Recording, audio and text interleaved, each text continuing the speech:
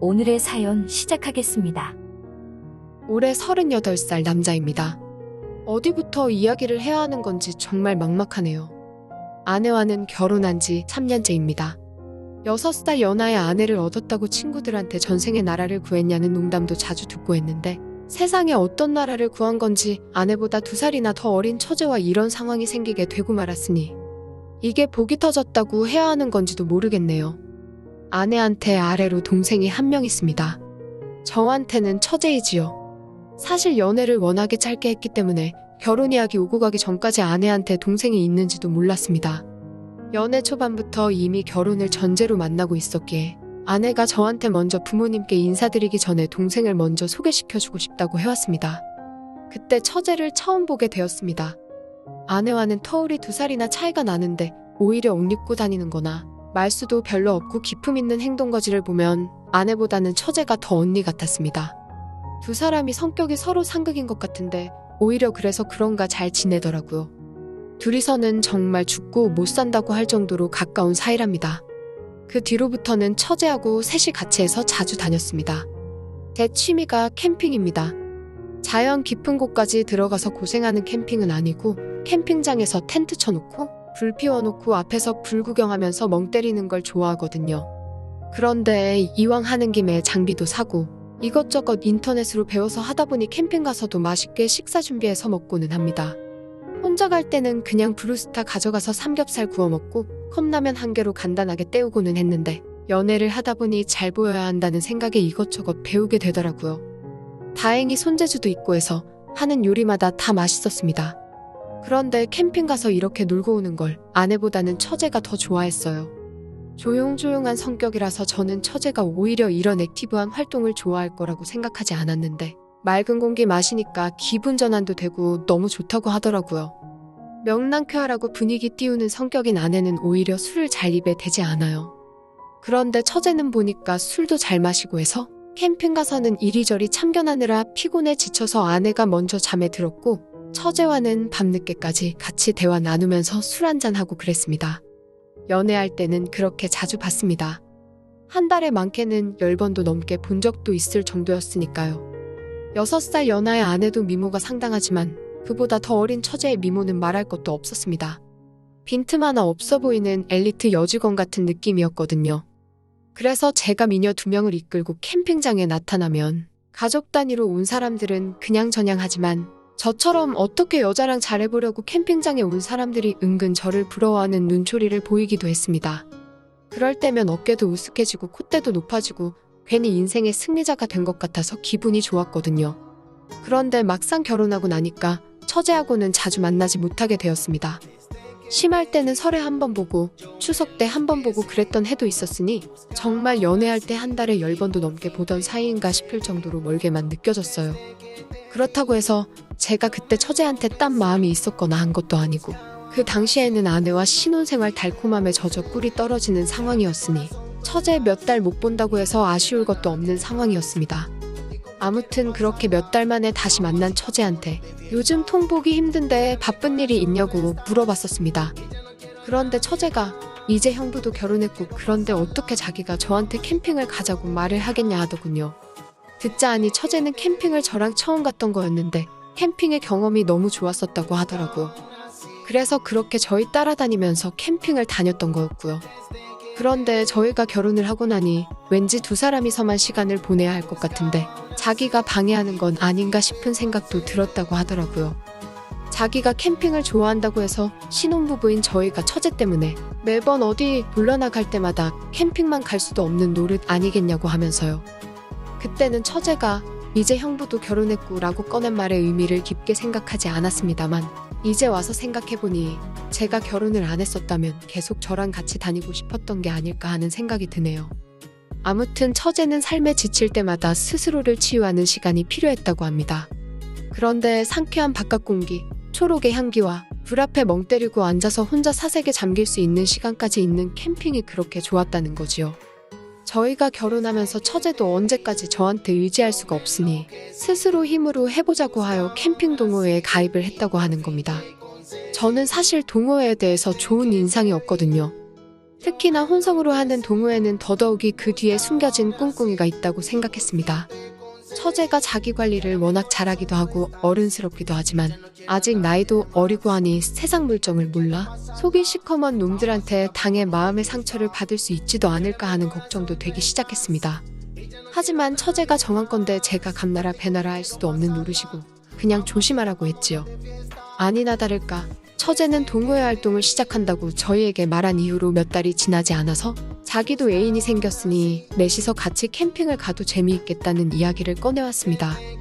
관상을 잘 믿지는 않지만 인상이라는 게 남자끼리는 딱 봐도 알잖아요. 어떤 자식이 제비 같은 자식이고 어떤 자식이 멀쩡한 정신머리 박힌 놈인지 말입니다. 게다가 처제의 천년의 상대라고 아내한테 듣기까지 하니 제가 한번 평가를 안 해볼래야 안 해볼 수가 없었습니다. 그런데 막상 넷이 만나서 캠핑장에서 있었는데 캠핑 지식이 저보다 아는 것도 많고 정말 동호회 활동 좋아해서 나오는 사람 같았고 인상도 훤칠하고 선해 보이는 게 처제가 사람 하나 잘 고른 것 같다는 생각이 들었습니다. 그래서 그렇게 종종 넷이서도 캠핑을 다녔지요. 매번 같이 다닌 건 아닙니다. 처제도 첫 연애인이만큼 재밌는 추억 쌓을 시간이 많을 텐데 괜히 결혼한 저희가 껴야 할 이유도 없다고 생각했고요. 결혼 생활 2년 정도 지나니 저도 다시 캠핑을 좀 자주 다니고 싶다는 생각을 했는데 아내는 캠핑을 별로 좋아하지 않았어요. 풀벌레도 싫고 잠도 불편하고 캠핑을 한다면 저녁까지만 먹고 철수해서 잠은 집에서 자는 게 좋다고 하더군요. 저도 아내가 싫다는데 억지로 다니고 싶지도 않고 그래서 점점 캠핑과는 거리가 멀어지게 되었습니다. 종종 일에 지쳐서 힘들 때 휴식이 필요하면 생각나기는 했는데 아내 졸라서 가봐야 분위기도 안 맞춰주고 일찍 잠들어서 일찍 일어난 만큼 집에 일찍 도착한다고 생각을 한 건지 캠핑장 가서도 조금 슬로우하게 여유를 즐기는 템포를 무시하고 뭐든지 빨리빨리 하려고 하는 모습 몇 번 보니 같이 가기도 싫더라고요. 다른 건 몰라도 가끔씩 쉬면서 술 한잔, 맥주라든지 양주라든지 이런 걸 하고 싶을 때가 있는데 아내가 술을 전혀 입에도 못 대니 그럴 수가 없었지요. 그럴 때는 가끔 처제가 생각이 났습니다. 처제는 그래도 그런 부분들을 존중해주고 자기가 같이 해줘야 할 때는 술도 같이 마셔주고 여유도 즐길 줄 알고 성질 급한 제 아내까지 달래줄 줄 알았거든요. 그렇게 좋아하던 취미도 포기하고 살아가던 얼마 전이었습니다. 처가에 아주 난리가 났더라고요. 그렇게 안 봤는데 처제가 만나던 놈이 알고 보니 가정이 있는 남자였다는 겁니다. 처제는 자기가 가정이 있는 사람을 만나는지도 모르고 연애 상대라고 1박 2일을 같이 밖에서 보내고 나아가서는 취미가 맞는 사람이라며 결혼까지 생각을 했었나 봅니다. 그 집구석 와이프가 처가까지 찾아와서는 아주 처제 머리채를 뽑아버릴 듯이 달려들고 집안도 개판으로 만들어놨다더군요. 그 충격에 장모님도 알아누우시고 처제도 아주 영문도 모른 채 혼쭐이 난 걸 떠나서 믿었던 남자한테 배신당한 충격에 제정신이 아니었고요. 잘 다니고 있던 회사마저 마음 추스르겠다고 휴직까지 하게 된 겁니다. 처제가 힘들어하는 모습을 보니 제 마음이 다 아프더군요. 제가 뭐 어떻게 해줄 수 있는 건 없었는데 처제한테서 연락이 왔습니다. 마음 정리하고 싶은데 저보고 캠핑 좀 같이 다녀와 줄 수 있냐고 말이죠. 아내한테 같이 가자고 물어봤는데 아내는 자기는 가기 싫으니 저보고 처제랑 둘이서 다녀오라고 하더군요. 아내 입장에서는 처제 상태를 알고 있으니 가지 말라고 할 수는 없었던 겁니다. 그래서 처제와 둘이 캠핑을 떠나게 되었지요. 오랫동안 사용하지 않아서 모든 게 어색하더라고요. 그런데 이젠 처제가 캠핑 전문가가 되어 있었으니 오히려 저 혼자서 할 때보다 모든 게 수월했습니다.